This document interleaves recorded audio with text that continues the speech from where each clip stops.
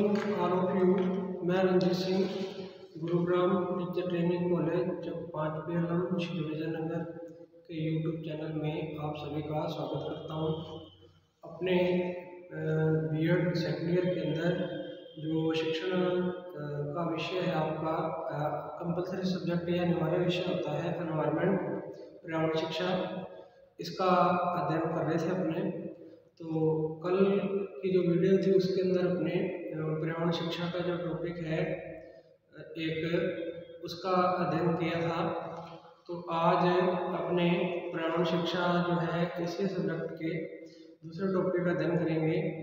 तो इससे पहले मैंने पर्यावरण शिक्षा के 2 टॉपिक आपको करवा दिए हैं। एक तो आपको मैंने इसके अंदर जनसंख्या विस्फोट के बारे में करवा दिया था। जनसंख्या विस्फोट या जनसंख्या वृद्धि के 3 वीडियो मैंने बनाए हैं, आपने देख लिए होंगे। इसके बाद अपने कल जो वीडियो बनाई थी उसके अंदर अम्लीय वर्षा के बारे में अध्ययन किया था। तो अम्लीय वर्षा टॉपिक कल अपने कंप्लीट कर लिया था। तो आज अपने जो नया टॉपिक शुरू कर रहे हैं पर्यावरण शिक्षा के अंदर, आज अपना विषय है पर्यावरण शिक्षण या पर्यावरण शिक्षा और टॉपिक है अपना ग्लोबल वार्मिंग। तो ये पर्यावरण शिक्षण की जगह अपने शिक्षा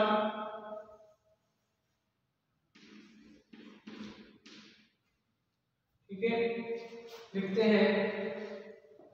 तो कुछ इसको पर्यावरण शिक्षण कह देते हैं, तो दोनों ही सही है। आप पर्यावरण शिक्षण भी कह सकते हैं इसको या पर्यावरण शिक्षा भी कह सकते हैं। तो इसके अंदर आज अपना टॉपिक है ग्लोबल वार्मिंग, जिसको अपने विश्व उष्णन भी कहते हैं। तो इसके अंदर अपने पढ़ेंगे एक तो अर्थ है परिभाषा के बारे में कि इसकी अर्थ और परिभाषा क्या होती है। ग्लोबल वार्मिंग इसको विश्व उष्णन भी कहते हैं। तो नाम से पता चल रहा है, उष्णन का मतलब होता है टेम्परेचर या तापमान के अंदर वृद्धि, ठीक है। तो ग्लोबल वार्मिंग या विश्व उष्णन का मतलब है कि जो पूरा विश्व है, पूरे विश्व का जो टेम्परेचर है पृथ्वी का, वो धीरे धीरे बढ़ रहा है। टेम्परेचर के अंदर निरंतर बढ़ोतरी हो रही है। तो इस तापमान के बढ़ने को ही विश्व उष्णन या ग्लोबल वार्मिंग कहते हैं। अब विश्व उष्णन या ग्लोबल वार्मिंग के कारण फिर पर्यावरण को खतरा उत्पन्न हो रहा है, क्योंकि जब पूरे विश्व का टेम्परेचर बढ़ेगा तो जो एनवायरनमेंट के घटक हैं अजैविक और जैविक, दोनों को ही खतरा पैदा होगा। दोनों के अंदर असंतुलन होगा, जिससे जो है प्रकृति जो है वो खतरे के अंदर आ जाएगी और इस पृथ्वी पे जो जीव जंतु हैं, जितने भी पेड़ पौधे हैं, उनका अस्तित्व भी खतरे में हो सकता है। तो विश्व उष्णन या ग्लोबल वार्मिंग पूरे विश्व का जो है एक अपने कह सकते हैं विषय है चिंतनीय या सोच विचार करने का, क्योंकि ये विश्व स्तर पर समस्या पैदा हो रही है ग्लोबल वार्मिंग या विश्व उष्णन की। अब विश्व उष्णन के अंदर टेम्परेचर बढ़ता है, पृथ्वी का निरंतर बढ़ रहा है। तो इसके कारण क्या क्या हो सकते हैं अपने पढ़ेंगे अभी आगे, और इसके प्रभाव क्या क्या हो सकते हैं। तो पहले अपने विश्व उष्णन जो है इसकी परिभाषा आपको मैंने बता दी। फिर इसमें एक जो है अलग अलग वैज्ञानिकों के अनुसार इन्होंने अलग अलग परिभाषा बताई हैं। तो सामान्य परिभाषा लिखनी हो तो कि विभिन्न जो है पर्यावरण के अंदर विभिन्न प्रकार की जो है अवांछनीय किरणों से पृथ्वी का तापमान निरंतर जो है बढ़ रहा है, उसके टेम्परेचर में वृद्धि हो रही है। पूरे विश्व के टेम्परेचर में वृद्धि होने को ही विश्व उष्णन या ग्लोबल वार्मिंग, ग्लोबलाइजेशन वार्मिंग कहते हैं अपने।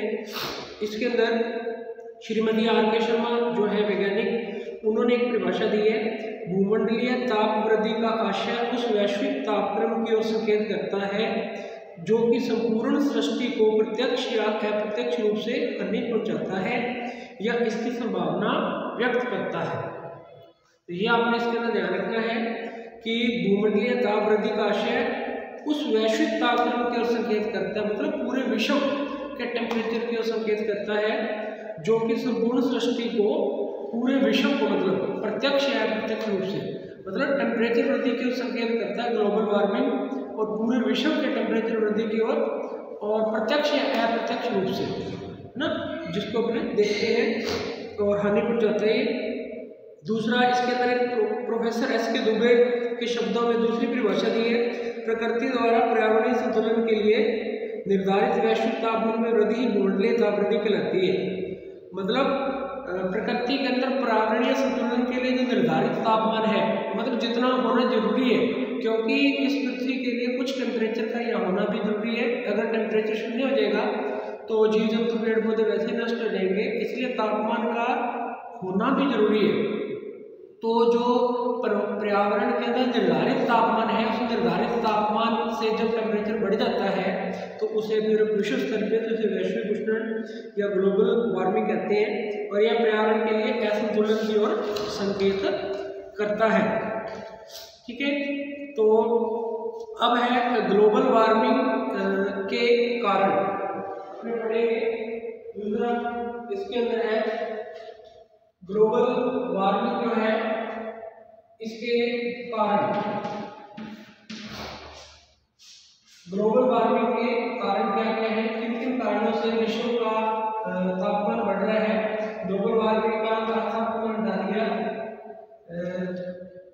पृथ्वी के तापमान में वृद्धि होना, ठीक है, और पृथ्वी के तापमान में वृद्धि होना विश्व स्तर पर पृथ्वी के तापमान में वृद्धि होना जो है ग्लोबल वार्मिंग या विश्व उष्णन कहलाता है। इसके कारण, अब ग्लोबल वार्मिंग के कारण क्या है, टेम्परेचर क्यों बढ़ रहा है विश्व स्तर पे, तो इसके कुछ कारण हैं जो आपको मैं बताता हूँ। सबसे पहला कारण इसके अंदर है तापीय विद्युत ग्रह के माध्यम से भी पृथ्वी के तापमान में वृद्धि हुई है, जिससे पर्यावरणीय संतुलन होता है।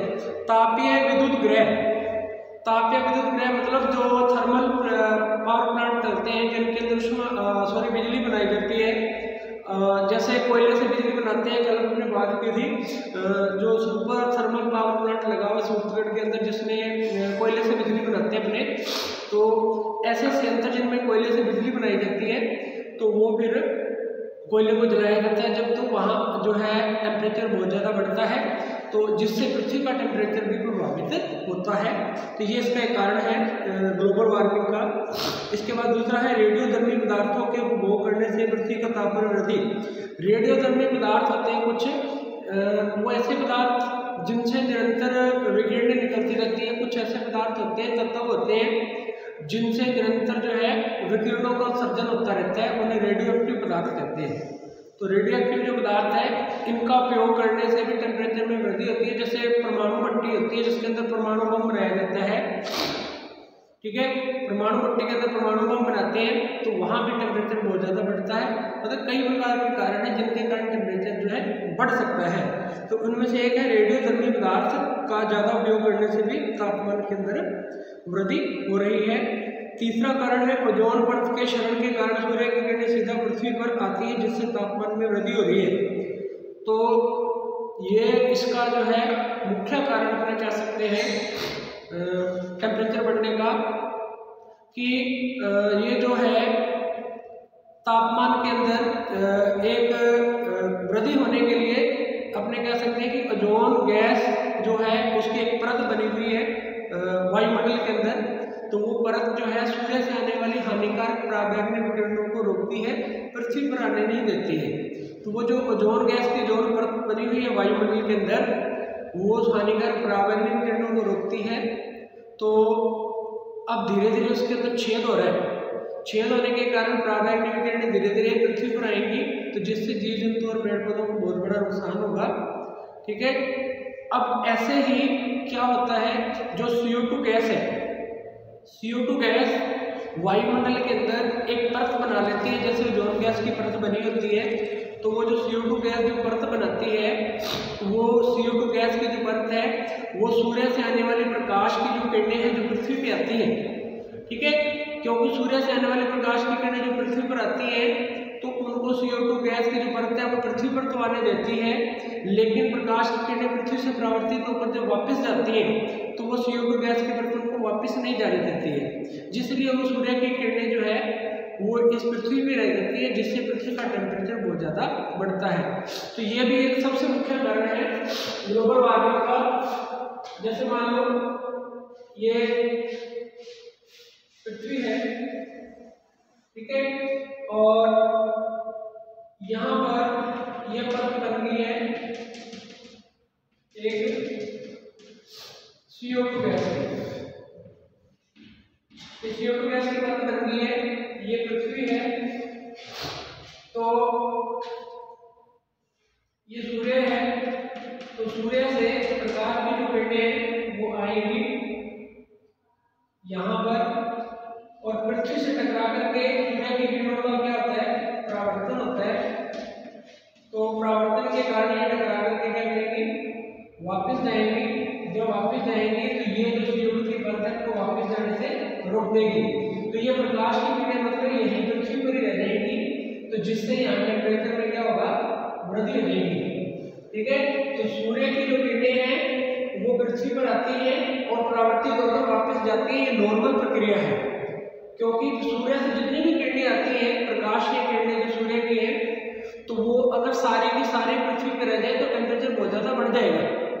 इसलिए कुछ भाग जो उसका वो यहाँ पृथ्वी पर रह जाता है और बाकी भाग परावर्तित होकर वापस चला जाता है। लेकिन जब CO2 गैस की परत बन जाती है वायुमंडल के अंदर, तो ये सूर्य से आने वाले किरणों को जो है अंदर तो आने देती है अपने में से होकर पृथ्वी पर, लेकिन परावर्तित होकर पृथ्वी से वापस जो है वायुमंडल में जाने से रोक देती है। इसलिए सूर्य की किरणें यही रह जाती है और यहाँ पृथ्वी का टेम्परेचर जो है वो बढ़ जाता है। तो कहने का मतलब ये हुआ कि जब वायुमंडल के अंदर CO2 गैस की मात्रा बहुत ज़्यादा बढ़ जाती है तो ये CO2 गैस जो है एक प्रकार की परत बना लेती है वायुमंडल के अंदर, और वो CO2 गैस की परत सूर्य के आने वाली जो प्रकाश की किरणें उनको पृथ्वी पर तो आने देती है और लेकिन परावर्तित होकर वापस नहीं जाने देती है। इसलिए सूर्य की किरणें पृथ्वी पर ज़्यादा होने के कारण पृथ्वी का टेम्परेचर बहुत ज़्यादा बढ़ जाता है। तो कहने का मतलब CO2 गैस भी एक ग्लोबल वार्मिंग का प्रमुख कारण है, जिसके कारण ये टेम्परेचर धीरे धीरे बढ़ रहा है। इसके अलावा जो है प्रभाव इसका ओजोन परत के अलावा वाहनों से निकलने वाले धुएं में अनेक प्रकार की औद्योगिक इकाइयों के कारण पृथ्वी के तापमान में वृद्धि हो रही है। जब उद्योग धंधे बहुत ज़्यादा लग गए तो उद्योगों की जितने से धुआं निकलता है, हानिकारक गैसें निकलती हैं, वो भी पृथ्वी का टेम्परेचर में वृद्धि करती हैं। वाहन बहुत ज़्यादा जब चलने लगे तो वाहनों से जो धुआं निकलता है डीजल पेट्रोल जलने से या ईंधन जलने से, तो वो जो धुआं है वो भी पर्यावरण के अंदर टेम्परेचर के अंदर वृद्धि करने में अपना योगदान देता है। इसके अलावा विभिन्न देशों द्वारा किए जाने वाले परमाणु परीक्षणों के द्वारा पृथ्वी के टेम्परेचर में वृद्धि हो रही है। अब सभी देश जो है अपनी परमाणु शक्ति को बढ़ाने में लगे हुए हैं। अब परमाणु शक्ति बढ़ाने के लिए परमाणु बम बनाया जाता है परमाणु पट्टी के अंदर। तो वो जो परमाणु बम है उसका फिर परीक्षण किया जाता है। बनाने के बाद मतलब उसको चला करके देखा जाता है कि वो परमाणु बम जो बनाया गया है वो जिस उद्देश्य से बनाया गया उसकी पूर्ति कर रहा है कि नहीं कर रहा है। जो उसके अंदर पावर होती है वो पावर वो दिखा रहा है कि नहीं दिखा रहा है, तो इसके लिए उसको परीक्षण किया जाता है, नजर चला के देखा जाता है। तो अपने जो देश के प्रधानमंत्री थे अटल बिहारी वाजपेयी जी, उनके कार्यकाल के अंदर जैसलमेर के अंदर जो पोखरण है वहाँ पर सबसे पहली बार भारत ने परमाणु परीक्षण किया था। तो ऐसे परमाणु परीक्षण करने से भी वो जो है पृथ्वी का टेम्परेचर बहुत ज़्यादा बढ़ता है। ठीक है, यह भी इस ग्लोबल वार्मिंग का कारण है। सभी देश जो परमाणु परीक्षण करने में लगे हुए हैं जिससे ग्लोबल वार्मिंग बढ़ रही है। इसके बाद है विभिन्न देशों द्वारा या विभिन्न मानव क्रियाओं द्वारा अपने उपयोग में लिए गए वनों की कटाई अधिक मात्रा में होगी, जिससे वर्षा कम हो रही है, टेम्परेचर बढ़ रहा है। विभिन्न देशों के अंदर जो लोग निवास करते हैं वो जो लोग हैं उनकी संख्या बढ़ गई है, मतलब जनसंख्या में वृद्धि हो गई है, तो उन्होंने जो है पेड़ों को काटना देख शुरू कर दी है, जो है वनोन्मूलन हो रहा है, पेड़ों की कटाई बहुत ज़्यादा हो रही है, तो पेड़ों की संख्या घट रही है। पेड़ पौधों की संख्या घटने से वर्षा कम हो रही है, अब वर्षा कम हो रही है तो पृथ्वी का टेम्परेचर भी बढ़ रहा है। तो मतलब वनों की अंधाधुंध कटाई भी एक ग्लोबल वार्मिंग का कारण बनती है, जिसके कारण पृथ्वी के तापमान में टेम्परेचर में वृद्धि होती है। इसके बाद है मानव द्वारा अपने उपयोग के लिए जो है कोयले को या विभिन्न पदार्थों को जलाया जाता है, जिससे जो है हानिकारक गैसें निकलती हैं जो पर्यावरण प्रदूषण का कारण बनती है। जैसे मनुष्य जो है गांवों के अंदर आज भी लोग जो है चूल्हा जलाते हैं, चूल्हे के अंदर लकड़ी जलाई जाती है, या गोबर के पुतले उपले कह देते हैं, जिनको पाथियाँ भी कह देते हैं, मतलब वो जलाई जाती है, तो जिनसे क्या है CO2 गैस निकलती है, और वो CO2 गैस जो है वो टेम्परेचर को बढ़ाती है। तो मानवीय क्रियाओं के कारण मतलब पृथ्वी के टेम्परेचर के अंदर वृद्धि हो रही है। इसके अलावा वनों में लगने वाली आग द्वारा पृथ्वी के टेम्परेचर में वृद्धि होती है, वन संपदा नष्ट हो जाती है। कई बार वनों के अंदर आग लग जाती है, जंगलों के अंदर आग लग जाती है, उसके कई कारण हो सकते हैं। मेन कारण उसका भी टेम्परेचर का बढ़ना ही है। जब पृथ्वी का टेम्परेचर 50 डिग्री सेंटीग्रेड तक पहुंच जाता है या उससे भी ज़्यादा हो जाता है, तो जो सूखे वृक्ष होते हैं जंगलों के अंदर, उनके अंदर आपस में घर्षण होने से आग लग जाती है। तो आग लगने से फिर पृथ्वी का टेम्परेचर जो है बढ़ता है, मतलब इसका ग्लोबल वार्मिंग का ये कारण बनता है, जंगलों के अंदर या वनों के अंदर आग लगना। इसके बाद है युद्ध में अणु बमों और परमाणु बमों का प्रयोग पृथ्वी का टेम्परेचर में वृद्धि करता है। अब कभी किसी दो देशों के अंदर, ठीक है, या देश के किसी दो देशों के अंदर अगर युद्ध होता है, तो वहाँ पर जो है जो बम, ठीक है, विभिन्न प्रकार के छोटे छोटे जो बम है, जैसे आंसू के गोले भी कह सकते हैं अपने, या परमाणु बम, दो देशों के अंदर युद्ध हो गया तो वहाँ पर परमाणु बम का उपयोग हो सकता है। तो युद्ध होने से जो विभिन्न प्रकार के जो बम है या परमाणु बम है, इनका उपयोग किया जाता है, तो जिससे पृथ्वी का टेम्परेचर में वृद्धि होती है, ग्लोबल वार्मिंग को जो है बढ़ावा इससे मिलता है। इसके बाद है तेल के भंडारों में आग लगने से पृथ्वी के टेम्परेचर में वृद्धि होती है। अब तेल के जो भंडार हैं, जैसे पेट्रोल पंप हैं या तेल शोधक कारखाने हैं जहाँ पे तेल का शोधन किया जाता है, क्योंकि आपको पता है कि ये जो डीजल, पेट्रोल, कोयला, मिट्टी का तेल, ये सब जमीन से निकाले जाते हैं, और जमीन से जब तेल को निकाला जाता है तो डीजल, पेट्रोल, मिट्टी का तेल, ग्रीस, ये अलग अलग नहीं होते, तो एक गाढ़ा तेल निकलता है काले रंग का, जिसको कहते हैं पेट्रोलियम। उस पेट्रोलियम या गाढ़े तेल को फिर कारखानों के अंदर क्या किया जाता है, शुद्ध किया जाता है, उसका शोधन किया जाता है, तो उसमें से डीजल, पेट्रोल, मिट्टी का तेल, इन सबको अलग अलग किया जाता है। तो कहने का मतलब पृथ्वी से ये डीजल, पेट्रोल, मिट्टी का तेल अलग अलग नहीं निकलते, एक ही गाढ़ा काले रंग का तेल निकलता है, जिसको कहते हैं पेट्रोलियम। उस पेट्रोलियम को फिर प्रभाजी आसवन एक विधि होती है, उस प्रभाजी आसवन विधि से जो है शुद्ध किया जाता है, मतलब उसके घटकों को अलग अलग किया जाता है उसमें से। तो इन जो है क्रियाओं के कारण भी टेम्परेचर के अंदर वृद्धि होती है। तो तेल भंडारों के अंदर जब आग लग जाए, या जो तेल शोधन कारखाने उसमें कहीं आग लग जाए, तो इससे भी पृथ्वी का टेम्परेचर के अंदर वृद्धि होने से ग्लोबल वार्मिंग का खतरा बढ़ता है।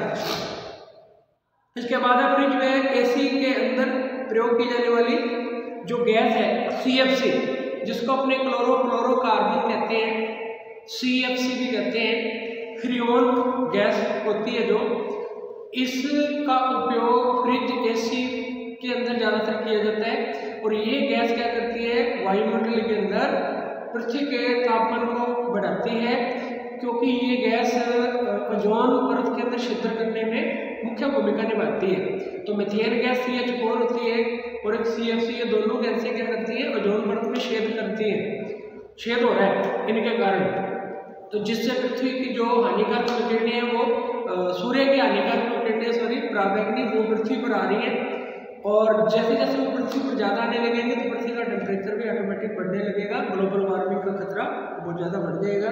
तो ये भी इसका एक कारण है ग्लोबल वार्मिंग का। इसके बाद है हरित गृह प्रभाव के कारण भी तापमान में वृद्धि होती है। हरित गृह प्रभाव, जिसको ग्रीन हाउस प्रभाव या पौधागर प्रभाव भी कहते हैं, इसके बारे में आपको मैंने पहले बता ही दिया। ये हरित गृह प्रभाव भी है, तो सूर्य से आने वाली CO2 गैस बाहर रोकना। हरित गैस प्रभाव यही होता है कि CO2 गैस की मात्रा जब वायुमंडल में बढ़ जाती है तो ये CO2 गैस की जो मात्रा बढ़ी हुई है ये वायुमंडल के अंदर एक परत बना देती है। सूर्य से आने वाली जो प्रकाश किरणें वो पृथ्वी पर आती है, परावर्तन के पश्चात वापस नहीं जा पाती है, पृथ्वी पर रह जाती है, जिससे पृथ्वी का टेम्परेचर बहुत ज्यादा बढ़ जाता है, जिससे फिर अपने पौधागत प्रभाव कहते हैं। अब इसको पौधागत प्रभाव क्यों कहते हैं, ग्रीन हाउस इफेक्ट क्यों कहते हैं इस प्रक्रिया को, क्योंकि किसान जो है इस विधि का उपयोग करके बेमौसमी जो है सब्जियों को या फलों को या फसलों को उगाता है। मतलब गर्मी जो है ऋतु है उसके अंदर जो फल या सब्जियां उगाए जाते हैं, अगर अपने उनको सर्दी वाले सीजन में उगाना चाहते हैं तो किसान क्या करता है कि एक बहुत बड़ा सारा कांच का घर बनाता है। उस कांच के घर के अंदर फिर जो है सर्दी के अंदर गर्मी वाले फल या सब्जियां उगाई जाती हैं। अब कांच की ये विशेषता होती है, तो कांच बिल्कुल CO2 गैस की परत की तरह काम करता है। वो क्या करता है, सूर्य की किरणों को अपने अंदर तो आने देता है लेकिन वापस बाहर नहीं जाने देता। मतलब कांच same to same CO2 gas की परत की तरह काम करेगा। इसलिए उस कांच का जो घर बनाया है किसान ने, जो होल बनाया है, उसके अंदर टेम्परेचर ज़्यादा रहेगा, बढ़ जाएगा। मतलब सर्दी के अंदर भी गर्मी जैसा एनवायरनमेंट उसके अंदर बन जाएगा, जिससे जो है उसके अंदर अपने सर्दी वाले मौसम में भी गर्मी वाली फसलें या सब्जियां उगा सकते हैं। तो किसान इसका उपयोग करके बेमौसमी फल या सब्जियां उगाता है। तो ये पौधागत प्रभाव या ग्रीन हाउस प्रभाव, इसके कारण भी पृथ्वी का टेम्परेचर बढ़ रहा है। ग्लोबल वार्मिंग का ये भी एक कारण है। तो ये ग्लोबल वार्मिंग के कारण होने वाले जो है नुकसान थे या कारण थे। तो अपने इसके अंदर दो चीजें देख ली है। एक तो ग्लोबल वार्मिंग का जो है अर्थ परिभाषा क्या है, इसके बाद अपने देख लिया दूसरा पॉइंट ग्लोबल वार्मिंग के कारण क्या है। तो ये दो शिक्षण बिंदु मान लो भी अपने इसके हो गए हैं ग्लोबल वार्मिंग के। अब अपने कल पढ़ेंगे ग्लोबल वार्मिंग की से होने वाली एक तो हानियां, मतलब पृथ्वी का टेम्परेचर विश्व स्तर पे जो बढ़ रहा है तो इसके प्रभाव क्या क्या है, इससे हानियां क्या क्या होती हैं। और एक इसी के अंदर दूसरा पॉइंट है ग्लोबल वार्मिंग या विश्व उष्णन जो है इसका नियंत्रण करने के उपाय, मतलब इसको कंट्रोल कैसे कैसे किया जा सकता है। तो ये दो पॉइंट इसके रह गए हैं, ये अपने कल वाली वीडियो के अंदर डिस्कस करेंगे। तो आज के लिए इतना ही है। ये जो दो पॉइंट मैंने गिना दिए इसमें से आपको अगर कोई दिक्कत हो, डाउट हो, तो आप कमेंट बॉक्स के अंदर जा करके कमेंट करके पूछ लेना। और बाकी अपने जो है इसके जो दो पॉइंट रह गए ये अपने कल डिस्कस करेंगे। आज के लिए इतना ही। Thank you.